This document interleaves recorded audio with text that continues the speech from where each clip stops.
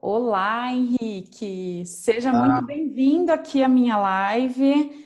Um convidado super ah, especial, inclusive. Tá me ouvindo bem? tô te ouvindo perfeitamente. Perfeito. Deixa eu aumentar um pouquinho o meu som, que eu tô te ouvindo um pouquinho baixo. Vamos lá.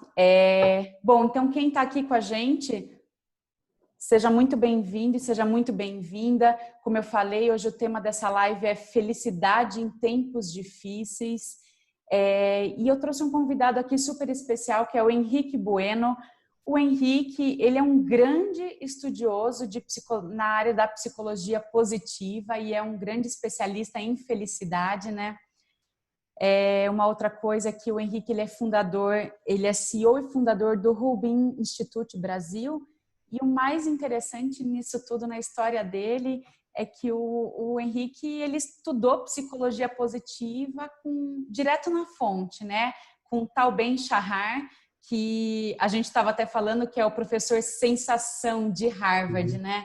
Então, uhum. que honra, né, Henrique? Foi realmente, primeiro, uma honra estar aqui com vocês. Então, obrigado pelo convite. É um Eu que grande prazer estar com agradeço. vocês. Não, é um grande prazer mesmo estar aqui. E sim, foi realmente uma experiência ter podido estudar com o tal pessoalmente, né? Ele tinha, no mesmo curso que eu trouxe para o Brasil, antes dele, ele era professor principal dos módulos online e presencial também. E aí foi a primeira vez na minha história de estudante que eu sentava na primeira fila todo dia de frente, perguntando o tempo todo, sem vergonha. Então eu estava muito conectado, foi realmente incrível. Que legal, que legal. Realmente deve ter sido um baita privilégio para você, né? E que bacana que você é um grande disseminador disso aqui no Brasil, né? Porque você também, como CEO, como fundador do Rubin Institute, está trazendo esse tema que é tão importante aqui para o Brasil, né? Uhum. Isso, e uma coisa que eu gosto muito de dizer, né? Felicidade não tem a ver com sentir-se bem apenas. Felicidade é coisa séria. Não era tratado seriamente no Brasil até pouco tempo atrás, mas graças a Deus, que bom, hoje esse assunto tomou frente, e não dá para viver mais sem entrar e mergulhar profundamente nesse assunto. Legal, que bom que você trouxe isso, porque eu quero aproveitar. Eu percebo que algumas pessoas, muitas pessoas até, acham essa questão de felicidade um pouco utopia. E eu percebo também até que muitas pessoas acham até que felicidade é algo um pouco inalcançável, ou até que felicidade é uma vida perfeita, é uma vida sem problemas, é aquela coisa assim que parece que está tudo no seu devido lugar, né? E eu queria que você comentasse um pouquinho aqui o que é essa ciência da felicidade, o que ela propõe para as pessoas compreenderem um pouquinho o que é esse conceito e o que ele realmente propõe. Uhum. Então, uma coisa muito relevante em relação ao estudo da felicidade é que, para que a gente entenda o que a ciência da felicidade faz, a gente precisa primeiro vencer alguns mitos, né? É, e você trouxe alguns desses mitos aqui, né? Existe, primeiro, o sonho de todos nós é ser feliz, né? O que move a gente, quem é pai, quem é mãe sabe. A única coisa que você quer para o seu filho é que ele seja muito feliz, né? Só que ao longo da vida, ao longo da nossa cultura, nós criamos algumas concepções sobre o que é felicidade que atrapalha totalmente a construção dessa vida mais feliz. Alguns mitos, por exemplo, felicidade como um ponto. Quando eu tiver o emprego ideal, o parceiro perfeito, todo o dinheiro que eu preciso ganhar na Mega Sena da virada, aí eu vou poder parar, relaxar e ser feliz, né? Eu lembro na minha vida de executivo que eu sempre dizia, quando eu comprar um sítio, guardar um dinheiro, comprar um sítio, aí eu vou ser feliz, né? Então, felicidade está em algum lugar onde tudo se conectou. E esse tudo se conectar não existe, esse tudo nunca vai se conectar. A vida vai ser sempre coberta de situações e complexidades que não vão trazer esse ponto perfeito, né? Uma outra premissa equivocada de felicidade é que tem a ver com conquistas. Eu preciso ganhar mais, virar vice-presidente, eu preciso, né? Então a gente está sempre correndo atrás de um Eu horizonte que preciso nunca ser chega porque eu mudo a meta, né? perfeito. Eu percebo até muito nos profissionais que tem muito isso. Quando eu chegar em tal cargo, quando eu conseguir conquistar tal coisa, está muito relacionado ao ter, né? Isso. é muito relacionado ao ter, ao produzir, ao conquistar. Tem aqui uma frase, alguém colocou aqui no próprio Insta, a busca da felicidade. Preciso encontrar em algum lugar. E esse algum lugar tem a ver com fazer muita coisa, conquistar. Eu lembro, quando eu fui, eu gosto de contar essa história, quando eu devia ter uns 12, 13 anos, eu lembro que eu cheguei para o meu pai no momento de maior empolgação da minha vida, para falar, pai, você não vai acreditar, eu descobri o meu propósito, eu descobri o que eu quero ser. Meu pai me olhou e falou assim, fala, filho. Eu falei, eu quero ser poeta. E alguns anos depois eu virei advogado, porque afinal de contas vai ser poeta, vai passar fome e você não vai ser feliz. Porque na concepção histórica, e não que ser poeta fosse me trazer condições de viver, não é isso que eu estou dizendo aqui, mas a concepção da época era, filho, primeiro vai ganhar dinheiro, primeiro vai ter sucesso, vai fazer uma atividade que vai te pagar bem. Se você não gostar, tudo bem que você vai ganhar dinheiro com isso e depois você vê o que faz, vai fazer um hobby, vai viajar com o dinheiro que você vai ficar rico. Então, nós crescemos sob uma premissa de que eu preciso construir, construir, construir, conquistar, conquistar, conquistar, para quem sabe então ser feliz. E aí, respondendo um pouquinho a sua pergunta sobre o que é essa tal ciência da felicidade, é que se felicidade é o que a gente mais quer, é o sonho, é o que Aristóteles dizia que é o que move a humanidade, por que eu continuo aceitando estudar engenharia, medicina, direito, fazer faculdade, pós-graduação, doutorado, sendo que eu só quero ser um engenheiro, depois um engenheiro mestre, um engenheiro doutor, ter um bom emprego para ganhar dinheiro, porque no final eu quero ser feliz? Por que não estudar felicidade? E como é que a gente transformou isso através do estudo científico da felicidade em algo que pode ser, para ser ciência, para ser estudado, tem que ser medido. Eu tenho que conseguir medir, conseguir identificar, conseguir quantificar, para aí sim virar ciência. E foi isso que nós conseguimos fazer mais ou menos 20 e poucos anos atrás, quando a psicologia positiva começou, foi essa ideia. Como é que a gente transforma esse monte de conhecimento que a gente tem sobre isso em algo efetivamente científico, medido, com critério. Legal, legal. E eu acho que até você trouxe uma coisa bem interessante aqui, que é essa questão, né? Eu acho que quando a gente fala de felicidade, parece que é uma coisa muito subjetiva, né? Não dá para a gente quantificar, né? E uma outra coisa que você comentou é que às vezes a gente precisa conquistar algo para ter a sensação, então, poxa, eu sou feliz a partir disso, né? E eu percebo muito com os meus próprios clientes dessa busca incansável deles por uma promoção, por ter sucesso profissional. E isso eu percebo que leva muito ao estresse, que leva a um nível de desgaste, às vezes, assim, que afeta demais a saúde, né? E eu queria que você comentasse aqui um pouquinho para... Tem um ponto interessante sobre isso, que essas conquistas, elas têm um efeito, né? Um efeito positivo, mas eles são sempre efeitos passageiros, né? Então, tive um aumento, eu tenho um efeito positivo que vai durar algum tempo, e se você conseguir olhar para a sua vida, né? E enxergando que, poxa, a minha vida, aos trancos e barrancos e com tudo que eu passei, foi uma vida onde eu construí, eu cresci, e eu olho para o futuro, eu vejo que é uma vida de esperança, que eu sei que eu posso construir muito mais, isso agrega de uma forma fundamental para a sua sensação de bem-estar. Inclusive, é um dos elementos de um dos modelos de felicidade do Martin Seligman, que é o PERMA, né? É a percepção de conquista, de realização. Agora, viver correndo atrás dessas conquistas, você tem um boom de bem-estar, cai, qual é o próximo? Qual é o próximo? Qual é o próximo? Qual é o próximo? E a gente parece que nunca chega lá, a gente está sempre correndo atrás, né? E nunca está satisfeito, né? E nunca está satisfeito. Acho que esse é o grande ponto. E, Henrique, eu quero que você comente aqui, porque às vezes as pessoas escutam psicologia positiva, né? Que é o estudo da felicidade. Explica um pouquinho, até para as pessoas entenderem, qual que é a diferença da psicologia positiva para a psicologia tradicional, porque eu acho que isso pode gerar um pouco de confusão até na cabeça das pessoas, né? E até porque o nome é ruim, né? O Martin Seligman, quando ele trouxe o nome psicologia positiva, ele falou, olha, foi o que eu pensei na hora, falei, pegou, mas o nome é ruim, porque ele traz a ideia de que se existe uma positiva, a anterior à negativa, né? Perfeito. Não tem nada a ver com isso. O que existe é o seguinte, o olhar da ciência mudou de direção. Então, mudou não, na verdade ele se equilibrou, né? O que a psicologia tradicional sempre se preocupou, e aqui é muito mais do que só a psicologia tradicional, são todas as ciências, né? Quando você faz economia, quando você faz matemática, a primeira coisa que você aprende é identificar uma média Então, eu encontrei qual que é a média ou qual que é a regra.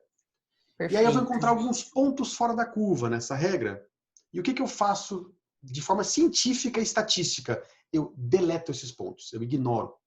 Então, por exemplo, Perfeito. eu descubro que existe uma média, que em média, crianças aprendem a ler e escrever nesse ritmo. Esta é uma média. Essa passa a ser a minha verdade. Eu deleto todos aqueles que aprendem mais rápido que a média. E quando alguém cai da média, está lá embaixo, opa, eu preciso criar alguma intervenção para ajudar essa pessoa a voltar para a média. Eu percebo como é que os casamentos devem ser. Aquele casamento morno, sem gracinha, ele está aqui. Quando alguém está quase se divorciando, eu tenho uma intervenção e uma terapia para ajudar. Só que eu estou Perfeito. ignorando o Vojai e a Valmaga, que eu sempre trago aqui como exemplo, até para homenageá-los que já estão lá no céu. Mas meus queridos Vojai e Valmaga passaram 70 anos juntos, únicos namorados. E o Vojai me acordava às 4h55 da manhã, todo santo dia, para receber a minha avó às 5 da manhã com um cafezinho pronto e um beijinho. Esse casamento ninguém estudou. O que esses dois fizeram para viver essa vida? Porque, afinal de contas, eu não quero um casamento morno com a minha esposa, eu quero esse casamento. Então, o que a ciência percebeu é que quando eu estudo a média, eu aprendo tudo sobre a média e é bom te poder tirar a pessoa que está lá embaixo, é bom. Só quem já teve depressão sabe a maravilha que foi descobrir um remédio que faz você ver o sol de novo, né? Mas se o que a gente quer é ter experiências incríveis, maravilhosas na vida, eu preciso, do ponto de vista científico, entender o que as pessoas que estão tendo essas experiências maravilhosas estão fazendo, que eu posso replicar e posso criar intervenções, assim como existe uma terapia de casal para evitar o divórcio, será que eu não posso criar eventos, imersões, momentos onde esses casais aprendam a fazer o que o Vojai e a Vomaga faziam para que a experiência deles seja elevada? Como é que eu, ao invés de focar apenas na média de como é que crianças aprendem, como é que eu começo a trabalhar o potencial que cada criança tem para aprender do seu jeito, da sua forma, e aprender talvez num ritmo muito maior, né? Então essa que é a ideia. A positiva, ela precisa entender o que funciona muito bem, tanto que o apelido Ciência da Felicidade não é completo, porque ela não trabalha só com felicidade. Ela trabalha com produtividade, com garra, com conexões. Então, como é que eu consigo extrair o melhor em todos os aspectos? Perfeito. Henrique, eu acho isso muito interessante porque não necessariamente você colocar uma pessoa na média, ela vai se sentir realizada, satisfeita. Então, é isso. Eu percebo até no mundo profissional isso. Ninguém quer ser uma pessoa com uma performance na média, com um desempenho na média. Até porque, o que eu percebo muito? Aqueles profissionais que têm uma performance na média, um desempenho na média, e vamos falar assim, uma pessoa que tem uma boa performance, mas que não é aquela pessoa outstanding, não é aquela pessoa que entrega acima do esperado, o que acontece? Ela é reconhecida pela empresa como na média, né? Ela não tem reconhecimento diferenciado, ela não tem, de repente, até uma promoção e tudo mais, né? Então, mesmo que ela tenha uma boa performance, ela acaba, eu percebo, né, no mundo profissional que as pessoas não se sentem satisfeitas em sua maioria com isso, elas precisam do algo a mais, né? Uhum. O reconhecimento é basilar para o bem-estar, né? É uma das, né, hierarquia de necessidades do Maslow, né? Se sentir pertencendo e reconhecido é fundamental. E aí tem algumas coisas que entram nesse processo, né? Primeiro, o que a ciência tem estudado é de que forma você exponencializa as suas entregas, os seus resultados através do uso das suas forças, né? Que a gente, via de regra, nós mesmos e a empresa, via de regra, foca muito mais no que você tem de defeito e deficiência e problema do que o que você tem de talento e qualidade e potencial.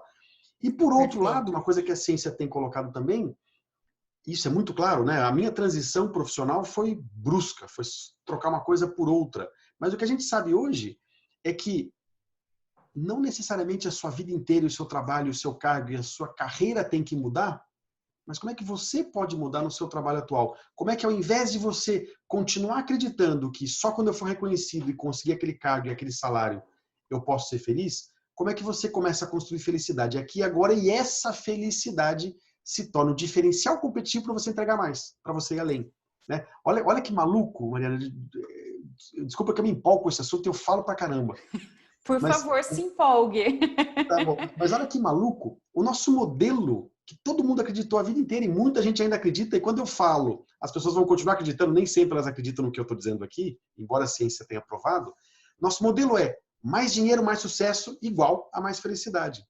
Perfeito. As evidências científicas todas mostram que não existe nenhuma relação causal em relação à felicidade duradoura.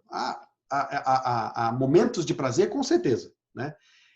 Isso só muda quando as condições são extremas. Então, quem não ganha dinheiro para comer, ganha dinheiro suficiente para comer, é claro que isso vai ter um incremento de bem-estar.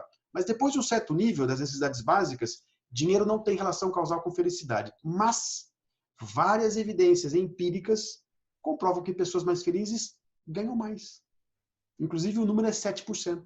Pessoas mais felizes produzem mais, ganham mais, são mais criativas. Então, a fórmula que a gente aprendeu, ela está invertida. Né? Eu não tenho que trabalhar que nem um maluco para ganhar dinheiro para um dia ser feliz. Eu tenho que aprender a ser feliz agora e isso vai provavelmente potencializar as minhas chances até, quem sabe, de ganhar mais dinheiro.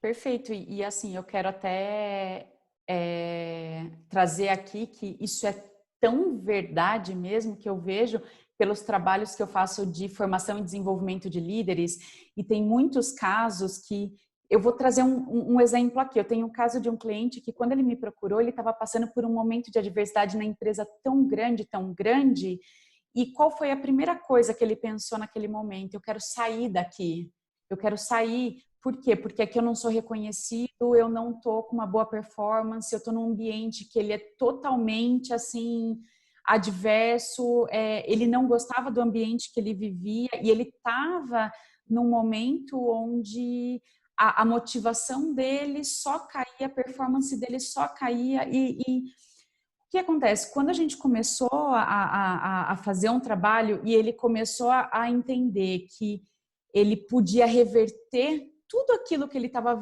vivendo naquela mesma empresa, porque o problema não era a empresa.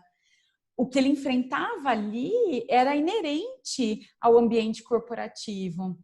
E o mais interessante é que, quando ele aprendeu a olhar tudo aquilo de forma diferente, aprender a lidar com aquele ambiente, ser mais feliz naquele ambiente, foi quando ele começou a ter muito resultado na carreira dele. Mas assim, e eu falo para você, logicamente eu não posso citar aqui por questão de confidencialidade, mas ele começou a ter um crescimento extremamente acelerado na carreira dele, por uma simples mudança de concepção. Eu vou aprender a ser mais feliz e a lidar com o ambiente que eu vivo.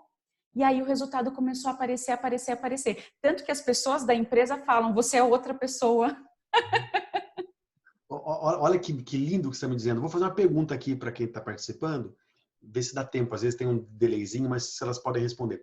Quantos por cento vocês acham que o ambiente em que você se insere afeta o seu nível de felicidade e bem-estar? Vamos ver se dá tempo das pessoas responderem aqui. Legal, pergunta bem interessante, hein? Quantos por cento? Então, quando eu morar na praia, quando eu tiver o sítio ou trabalhar num emprego, quantos por cento vai afetar o seu nível de felicidade e bem-estar? Ver se as pessoas conseguem digitar. Muito interessante, hein? Mariana, via de regra, eu não sei se vai dar tempo das respostas virem aqui, mas via de regra, todo mundo acha Olha que é aqui, muito. já teve 60%, muita gente fala 90%, tudo. A hora que eu estiver morando, se eu morasse na praia, ia ser uma maravilha. E olha que interessante, quando eu trabalhava no mundo corporativo, eu dizia para todo mundo, agora que eu sou jovem, que eu sou novo, que eu tenho energia, eu vou ralar abobrinha, sabe aquela coisa ruim? Eu vou ralar muito. Porque aí um dia eu vou guardar dinheiro, aí eu vou comprar um sítio, e aí eu vou ser feliz. E eu fiz isso. Eu guardei dinheiro, eu troquei minha carreira, eu vim morar na Joia do Paraná, que é Antonina, uma cidade no litoral do Paraná, comprei um sítio. E eu lembro que, quando eu fui negociar a construção da minha casa, numa loja aqui perto, o dono da loja me chamou e falou, puxa, que legal, você comprou um sítio, você sabe que sítio vai te dar duas alegrias, né? Eu falei, quais? Quando você compra e quando você vende.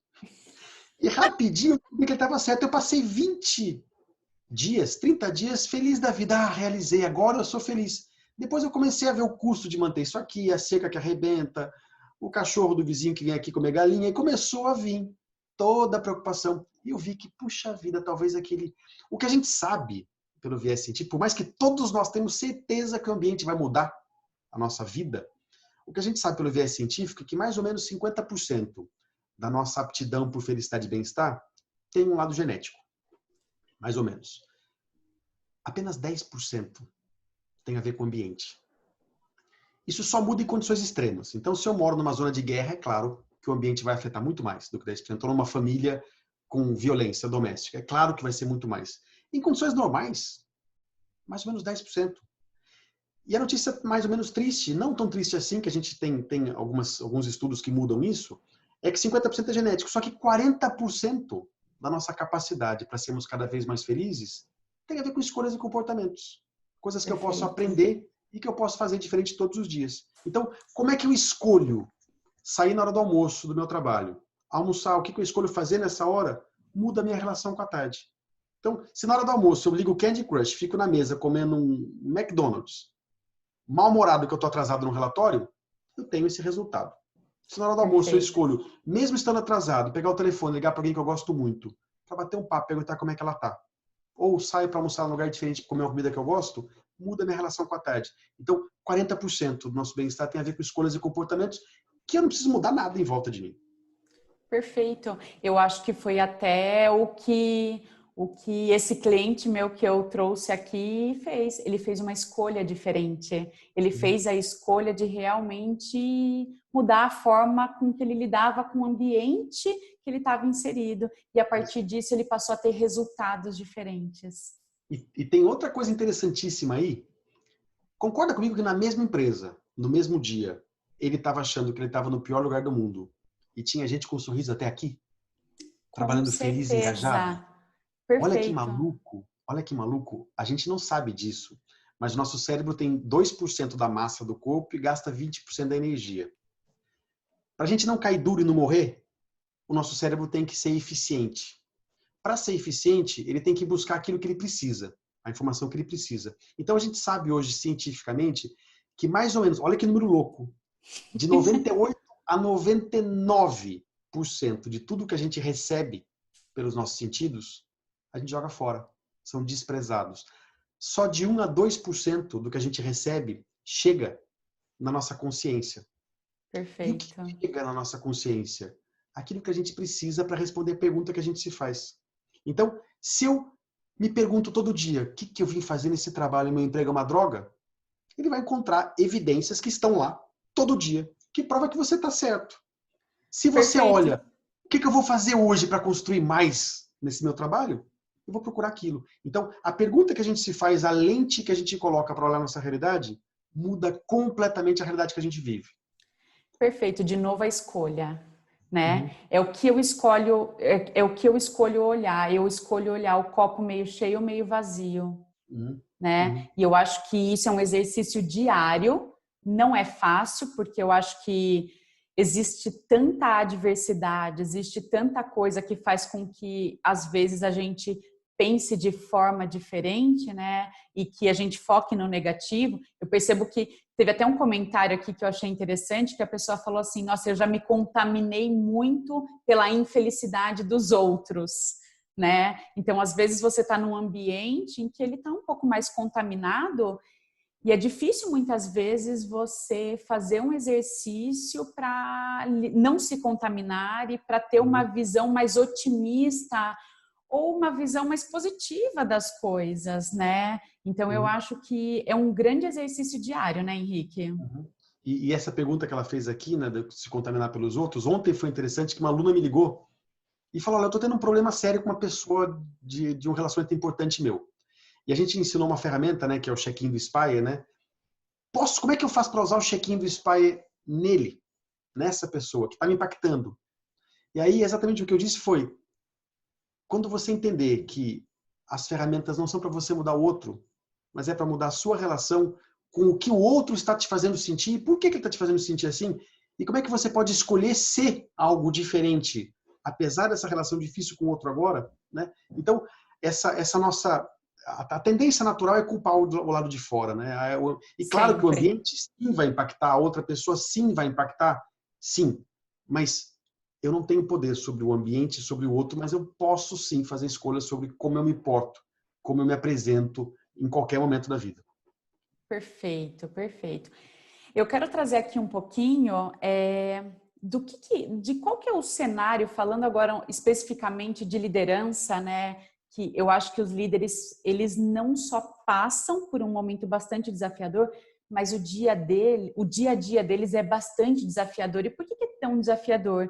Eu falo que primeiro que gerir pessoas de características e gerações diferentes já é um grande desafio, né? Porque cada pessoa é bastante única, né? Ela tem o seu conjunto, ela tem o seu modelo mental, né? E isso torna o desafio do líder muito grande. Uma outra coisa é também entregar muito resultado com cada vez menos recursos. Por quê? Porque os times estão cada vez mais enxutos. As empresas, elas estão entendendo que o mercado, ele tem tanta oscilação que não dá para você ficar oscilando os times o tempo todo. Então, as pessoas precisam ser mais completas para entregar mais resultados, então os times estão ficando cada vez mais enxutos, né?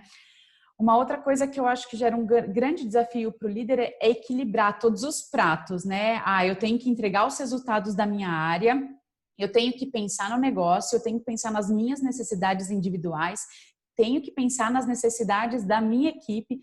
Só isso já era um baita desgaste, um baita estresse para o líder, né? Uhum. Pela forma como ele já enxerga tudo isso, né? Já é uma pressão.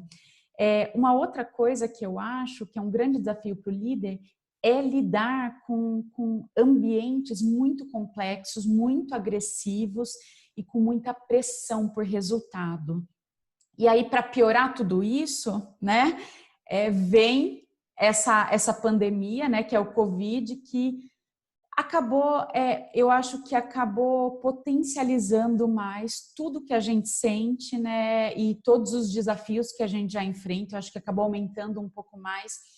Então, eu queria saber de você um pouquinho, Henrique, de que forma que não só os líderes que enfrentam todos esses desafios, mas os profissionais, como é que eles conseguem usar um pouquinho do conceito da psicologia positiva de uma forma concreta para não só superarem todos esses desafios, mas também conseguirem passar por tudo isso com equilíbrio, com bem-estar, com saúde, porque eu acho que isso é o mais primordial nisso Uhum. tudo, né?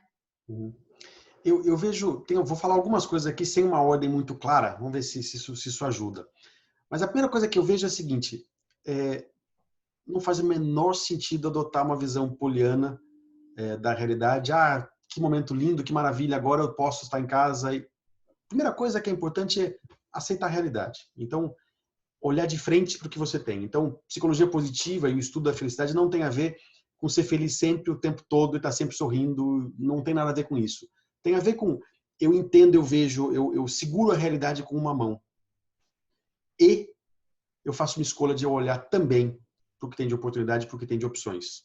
Então, é a ideia de, ao invés de eu repetir para mim mesmo, estou isolado em casa, será que não faz Perfeito. sentido, ou mais sentido, eu repetir para mim mesmo, estou seguro em casa? Né? Então, como é que você reconstrói o mundo em que você está hoje? Como é que você olha? Tá difícil, sim. O mundo mudou completamente. Como é que eu abraço também o que eu tenho de coisas boas e começo a procurar o positivo disso tudo? Uma segunda coisa que tem a ver com a construção desse positivo e do autocontrole que você precisa é, pelo amor de Deus, praticar compaixão. Né? Pensa o seguinte, se hoje no final do dia o seu melhor amigo, a sua melhor amiga te ligar para falar, Mari, hoje o dia foi uma droga, eu não consegui fazer nada, não entreguei o relatório que eu tinha, eu não consegui fazer, eu ia fazer uma live e não consegui, ia fazer uma reunião de Zoom e não deu certo, e eu tive que fazer jantar e almoço e limpar a casa, e ela te contar isso, e ela tá desesperada, que o dia foi uma porcaria, ela tá se sentindo mal com ela mesma, o que você vai falar para ela? Vai falar, calma amiga, tá tudo bem, acontece, tem dias mais difíceis que outros, e sua vida mudou de ponta cabeça faz só 2 ou 3 semanas. Você trabalhava numa empresa, você tinha um time do seu lado, agora você está sozinha, você está tendo que aprender a usar o Zoom pela primeira vez, você nunca usou. E de repente você não tem mais a seu ajudante em casa, você está tendo que você está trabalhando na mesa da sala com seu filho, te pedindo alguma coisa. Perfeito. Calma, amiga, tá tudo bem, acontece. O que você pode fazer amanhã? O que você quer fazer diferente amanhã? Talvez tire o laptop da sala, tenta ir para a sacada e fechar a porta da sacada. Você, como melhor amiga, vai ter compaixão e vai dar sugestões positivas, construtivas para o que tem a fazer. Por que com a gente mesmo, a gente é tão duro? Sua vida mudou virou de ponta cabeça em 3 semanas. Você tem que fazer tudo o que você fazia no trabalho agora em casa, tendo que cuidar da casa, sem poder ter seu time do lado. Você está tendo que aprender tecnologias novas. Você está tendo que se desdobrar em 10. Tá tudo bem. Eu preciso aceitar que não vai ser fácil, não vai ser tranquilo e que eu não vou conseguir manter o mesmo nível sempre. E praticar autocompaixão te dá energia para fazer escolhas novas e continuar no dia seguinte. Ao invés de chegar no dia seguinte e já, putz, lá vou eu para mais um dia. Não. Ontem eu não consegui tão bem. Então talvez hoje eu traga as reuniões todas para o começo da manhã, que meu filho está dormindo ainda, para depois eu poder. Você começa a fazer escolhas. Então a autocompaixão é fundamental. É algo que eu recomendo para todos. Uma outra coisa que eu gosto de sugerir é você começar a se fazer um pouco também de perguntas positivas. Ao invés de, o que vai ser do mundo depois? E a crise? E aí meu salário? E se eu perder meu emprego? São perguntas que estão aí, né? E lembra que eu falei dos 98% que você despreza? Se a pergunta é essa, você vai procurar informações que respondam à sua pergunta e vai viver isso. Começa a perguntar coisas boas. O que eu tenho na minha vida que eu posso agradecer? O que aconteceu de bom ontem? O que eu posso fazer hoje para o meu dia ser 2% mais gostoso? 2% não precisa ser perfeito, mas 2% melhor. E a partir da resposta que o seu cérebro vai automaticamente trazer essa pergunta, começa a agir, começa a colocar a mão na massa para fazer isso, né? E em relação aos times, pensando aqui no líder, eu iria do mesmo jeito, porque a nossa tendência eu estou me sentindo mais atrasado, mais atarefado, então eu vou ligar para o outro e vou despejar. E aí você já fez, a pessoa atendeu o telefone, eu já estou cobrando. Pratica autocompaixão, tenha interesse genuíno. Começa a conversa perguntando, me conta como é que você está, tá tudo bem? Você está conseguindo? Como é que você está lidando com isso? Posso te ajudar? 2 minutos. E depois trabalha com as tarefas que você tem. E, por favor, peça isso para o seu chefe e tente ser o chefe assim também. Clareza, porque no momento desse que a gente está se desdobrando em 30, se você tem prioridade para tudo, tudo é para o mesmo dia, tudo é para o mesmo prazo, e você não consegue dizer para o seu time o que tem que acontecer agora e como, se você não tiver clareza, aí a comunicação à distância vai ficar cada vez mais complicada. É muito interessante o que você está trazendo. Eu quero fazer algumas observações aqui. A primeira delas, eu acho que a gente até simplificar um pouco as coisas, né? Às vezes a gente pensa em coisas muito grandiosas e com pequenas coisas e com coisas que estão no nosso controle, a gente consegue tornar o nosso dia um pouco melhor, né? Às vezes a gente busca coisas que são tão grandes e que demandam tanta energia e que às vezes com pequenas coisas diárias a gente tem um dia até muito mais leve, muito mais satisfeito. E eu escutei você falar numa live esses dias de que é uma frase de alguém, e acho que você vai poder trazer de quem é o autor, mas a forma como a gente passa os nossos dias é a forma como a gente vive a nossa vida, né? E é tão óbvio, né, a gente falar isso, mas a gente não constrói diariamente, né, através de ações, uma vida mais leve, uma vida, eu acho que mais alinhada com aquilo que a gente busca, né? Do ser feliz, porque a gente busca isso, mas a gente não constrói isso diariamente, né? Isso. É uma frase da Annie Dillard. Ela fala, como passamos nossos dias é como vivemos nossas vidas. E tem a ver com o nosso modelo mental e com o nosso mito de felicidade, né? Como a felicidade está lá, eu preciso correr para chegar lá rápido. Só que esse lá não existe. A única coisa que existe é o aqui e agora. Então, se eu viver hoje, pensa só, uma coisa que eu faço o tempo inteiro, né? Eu tenho como um dos grandes propósitos da minha vida ser o melhor pai que eu posso ser. Não é ser o melhor pai do mundo, nem o melhor pai que o mundo já teve, é ser o melhor pai que eu posso ser. Então, é procurar a minha melhor versão possível sempre de pai. Quando eu acordo de manhã, eu me pergunto, o que eu vou fazer hoje para ser um pouco mais esse pai? E aí eu escolho, Perfeito. Se eu vou passar a tarde com eles hoje, eu escolho, eu vou dar um jeito na minha cabeça de terminar o que eu preciso terminar, para na hora que eu for ficar com eles, eu vou desligar o celular e vou de fato ficar com eles. E não vou estar mal-humorado com eles. Ou uma outra coisa, todo mundo fala que quer ver em paz. Eu queria tanto ter paz, né? ter leveza. Faça essa pergunta para você mesmo. Quem sou eu mais leve? Quando eu vivi com mais leveza, mais em paz, o que eu posso fazer hoje para viver 3% mais de leveza. Talvez você não consiga ter um dia leve, porque vai ter muita coisa para fazer. Não precisa ignorar e jogar fora o resto. Mas como é que eu vivo um pouquinho mais leve hoje? Puxa, talvez quando eu terminar o trabalho, à tarde, ao invés de eu sair correndo para jantar, para depois do jantar ainda fazer mais alguma coisa, não, eu vou me desligar de verdade. Vou fazer um jantar gostoso com meu parceiro, com a minha parceira. Né? Então, essa mania que a gente tem de achar que eu preciso terminar tudo para só então, né? Esse Deus da produtividade que a gente colocou na cabeça, né? Como é que eu produzo e encontro espaço para ser o que eu preciso ser para viver melhor? Né? Viver com mais leveza, viver com mais paz, ser um pai melhor, ser uma mãe melhor, ser um profissional melhor. Então, se você tem um exemplo de líder, e esse líder é uma pessoa que se conecta com as pessoas de forma genuína, com interesse genuíno, o que eu posso fazer hoje para ser um pouquinho mais esse líder? Então, escolher pequenas mudanças incrementais. As mudanças incrementais são as únicas mudanças que de fato mudam a nossa vida. Mega Sena da virada, vai por mim. Você vai passar de 6 meses a 2 anos feliz da vida e depois você volta, porque todos nós nos adaptamos. Agora, pequenas mudanças incrementais. Pensa, você desviou o curso aqui, pensa num avião, né? Ele sai daqui hoje, ele mudou 1 grau de ângulo, ele vai chegar em outro país, em outro continente. Né? Então, ao longo da vida, mudanças incrementais são as únicas que de fato constroem o que você precisa. Eu acho muito legal isso, e eu tenho trabalhado muito com os líderes nesse momento, para eles olharem para o dia deles e pensarem assim, poxa, o que foi bom hoje? E fazerem um exercício de reconhecimento. Por quê? Porque as coisas boas passam despercebidas muitas vezes, e não é que elas não aconteceram.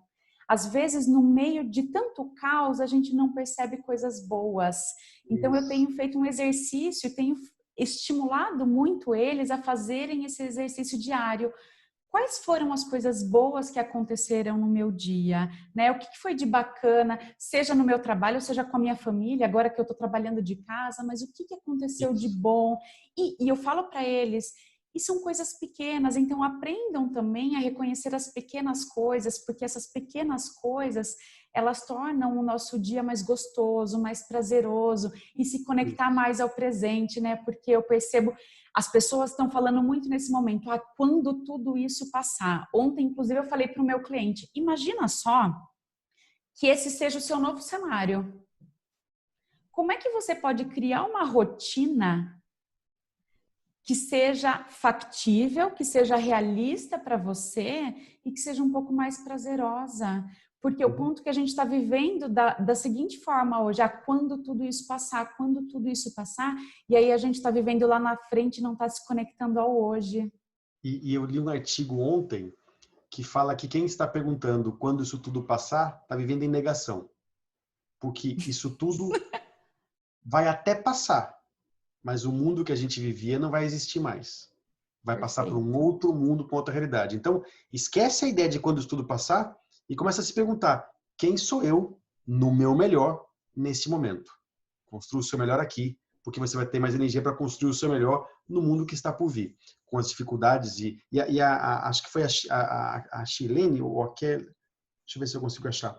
A Kelly falou aqui, né, que faz toda a diferença, e foi o que você trouxe também, escolher o E ao invés do OU. Eu adoro isso, a Maria Siroá, que é a professora do Rubinho, ela traz isso sempre. Ela diz o seguinte, nossa tendência é, meu dia foi uma droga. Hoje deu tudo errado. A gente generaliza para um lado negativo. Abraçar o E significa, hoje eu não consegui fazer um bom call pelo Zoom, hoje eu não consegui entregar um relatório, hoje eu não fui muito produtivo, puxa, eu tive um almoço muito gostoso com meu filho, e eu consegui dormir bem à noite, e coisas pequenas que façam sentido e que traga também a visão de que não foi tão ruim assim. E mais do que isso é uma coisa que para líderes eu acho que é fundamental para o seu canal aqui, acho que vai fazer todo sentido. A gente tem uma mania gigantesca de celebrar. Quando celebra, né? Que às vezes nem isso a gente celebra. Mas de celebrar apenas metas de resultado. Perfeito. O que eu entreguei, o que eu consegui, o que eu fiz, se eu entreguei no prazo ou não, se eu entreguei bem ou não. Vamos começar a celebrar e bater palma e adorar as metas de aprendizado. Tá bom. Eu talvez não tenha entregue a melhor reunião do mundo, mas eu aprendi a usar o Zoom. Talvez eu não tenha feito tal coisa, mas eu quero celebrar que hoje eu fiz um risoto novo e aprendi a fazer uma receita do Jamie Oliver, qualquer coisa. também celebrar e se apaixonar e correr atrás do prazer que existe em aprender, né? Então, meta de resultado, sim, faz sentido. E o que eu posso aprender hoje nessa nova realidade?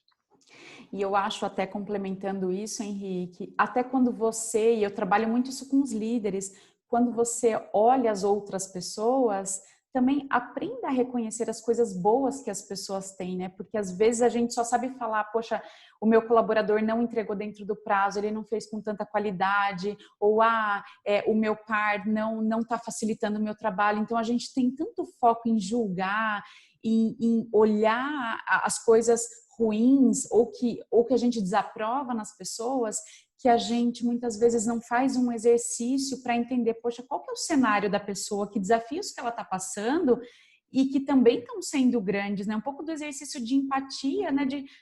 Eu falo calçar o sapato do outro, mas para você também, você está passando por desafios, mas o outro também está. Então a gente precisa fazer um exercício de ser um pouco mais solidário com as pessoas e reconhecer, da mesma forma que eu sou capaz de olhar o outro e falar, poxa, ele não entregou no prazo, o que também ele fez de bom, né? O que também tem de positivo naquilo. Então, eu falo muito para os líderes, quando você vai dar um feedback, você não fala, que bacana, você apresentou um bom conteúdo, mas não existe o mas, é o né?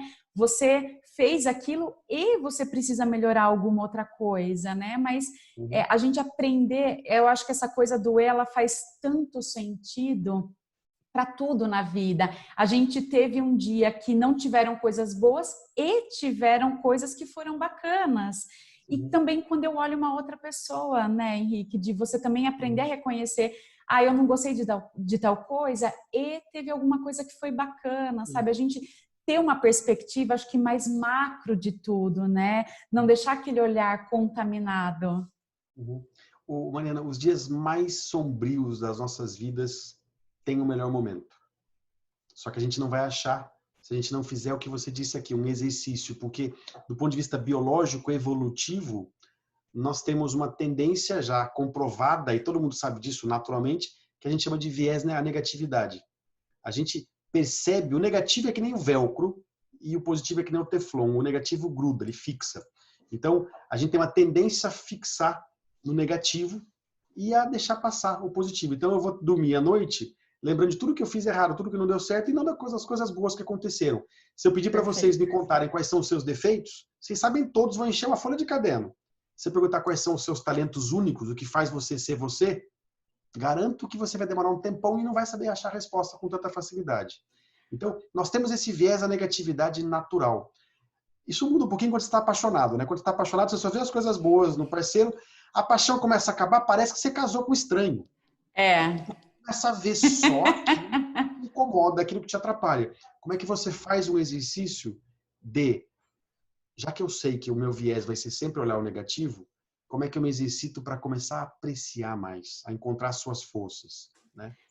Perfeito, perfeito. Eu queria até, teve um comentário que eu achei super legal aqui, que a pessoa falou, parece que o tudo de bom é obrigatório. Então a gente foca no ruim. Isso. É muito louco isso na nossa cabeça, né? Parece que quando a pessoa fez um bom trabalho ou alguma coisa, parece que ela não fez mais do que a obrigação. É isso. Por que a gente celebra tanto, falando da paixão aqui, né? A gente celebra tanto uma coisa quando a gente está apaixonado pela outra pessoa e depois você está 10 anos de casado, ela continua fazendo as mesmas coisas e você já não está nem aí mais. Você só vai reclamar daquilo que ela deixou de fazer, das expectativas, né? Então, saber ter esse lado apreciativo, isso... E, de novo, não tem nada a ver, e é uma mania nossa, de novo, voltando o ou. Então vou ficar só falando das coisas boas e vou ignorar. Nada a ver. Como é que você abraça o e, né? Existe isso, sim, que não foi bom e... Caramba! Olha essa postura que você teve hoje. Eu acho que isso é uma visão realista, né? Não é nada utópico, é simplesmente ter uma visão realista. A gente, muitas vezes, fazer um processo de descontaminação e olhar simplesmente o que já existe, né? Que é olhar que tem coisas que dão errado e tem coisas que dão muito certo.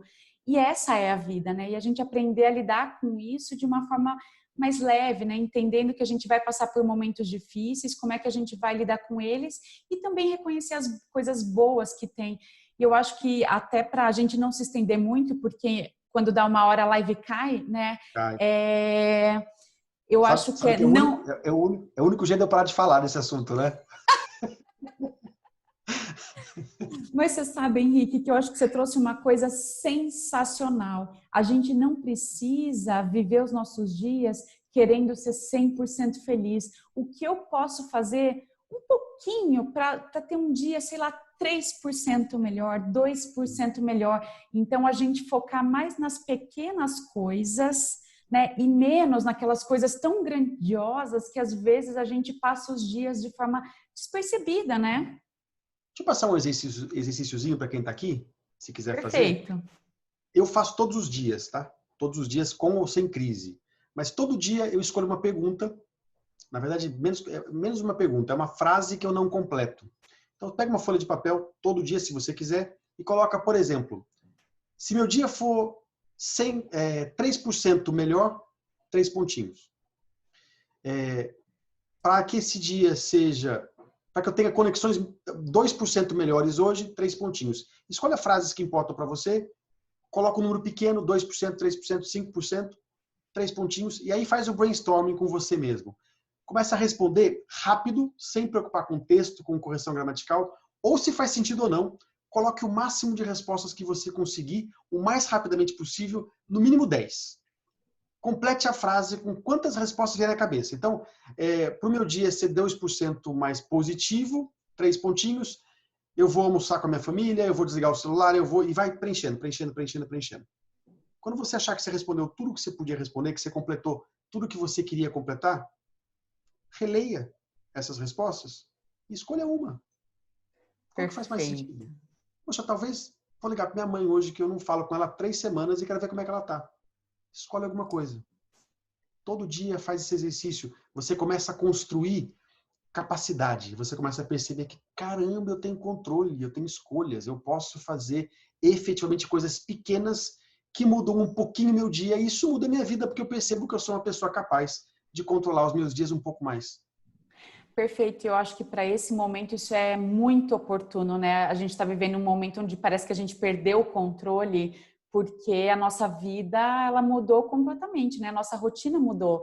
Então eu acho que a gente criar pequenas coisas dentro do nosso dia que a gente tem o controle, eu acho que isso vai fazer com que a gente tenha essa sensação, poxa, eu estou no comando. Uhum, exatamente isso. Legal. Henrique, quero agradecer muito o nosso bate-papo, foi sensacional. Eu acho que isso mostra para as pessoas a perspectiva de que a gente tem que olhar o todo, a gente tem que olhar com mais clareza, de forma mais realista. Eu acho que a gente tem que ter mais compaixão, né, com nós mesmos, com o outro também, mas naturalmente a gente tem mais com o outro do que com nós mesmos, né? Entender que a gente é ser humano, nós temos os nossos momentos difíceis e os nossos momentos bons e aprender a reconhecer tudo isso, né? Isso, abraçar a verdade, abraçar a complexidade da vida, esses dois fatos. Eu que quero agradecer, obrigado demais e parabenizar seu trabalho também, a sua iniciativa com esse canal, com esse encontro. Obrigada, Henrique, de coração. Seu conhecimento olha, ele é muito relevante, não só para líderes, para profissionais, mas para qualquer pessoa de qualquer área, enfim. Eu acho que tudo que você trouxe aqui hoje pode ajudar as pessoas a terem uma vida aí 2, 3%, né? Como você disse, um dia, na verdade, desculpa, 2, 3% melhor, sabe? Aliás, acho que essa live de hoje já de alguma forma já ajudou um pouco mais as pessoas a passarem por tudo isso de uma forma um pouco mais realista. Isso aí, espero que sim. Obrigada, gente. Muito Obrigado a obrigada e todos, até viu? a próxima live.